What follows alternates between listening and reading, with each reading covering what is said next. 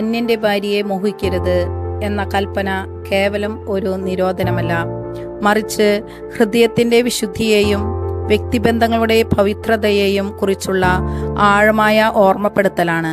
ബാഹ്യമായ പ്രവർത്തികൾ മാത്രമല്ല, നമ്മുടെ ചിന്തകളും ആഗ്രഹങ്ങളും വിശുദ്ധമായിരിക്കണമെന്ന് ഈ കൽപ്പന നമ്മെ പഠിപ്പിക്കുന്നു. ഈശോ പറഞ്ഞതുപോലെ, ഒരു സ്ത്രീയെ മോഹത്തോടെ നോക്കുന്നവൻ ഹൃദയം കൊണ്ട് അവളുമായി വ്യഭിചാരം ചെയ്തു കഴിഞ്ഞു.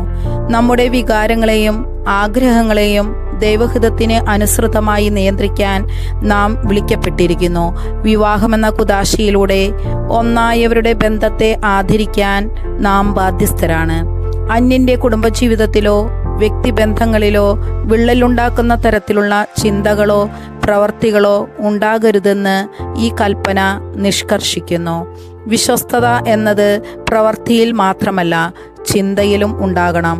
നമ്മുടെ കണ്ണുകളെയും മനസ്സിനെയും തെറ്റായ വഴികളിലേക്ക് നയിക്കുന്ന സാഹചര്യങ്ങളിൽ നിന്ന് ഒഴിഞ്ഞു മാറാനുള്ള ആത്മസംയമനം ആവശ്യമാണ്. ഇന്നത്തെ ലോകത്ത് മാധ്യമങ്ങളിലൂടെയും മറ്റും നമ്മുടെ ചിന്തകളെ സ്വാധീനിക്കുന്ന അശുദ്ധമായ കാര്യങ്ങളിൽ നിന്ന് മനസ്സിനെ കാത്തുസൂക്ഷിക്കാൻ ഈ കൽപ്പന നമ്മെ ഓർമ്മിപ്പിക്കുന്നു. കർത്താവേ, നിർമ്മലമായ ഒരു ഹൃദയം എന്നിൽ സൃഷ്ടിക്കണമേ.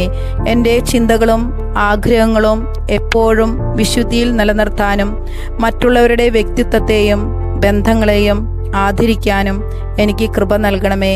ആമേൻ.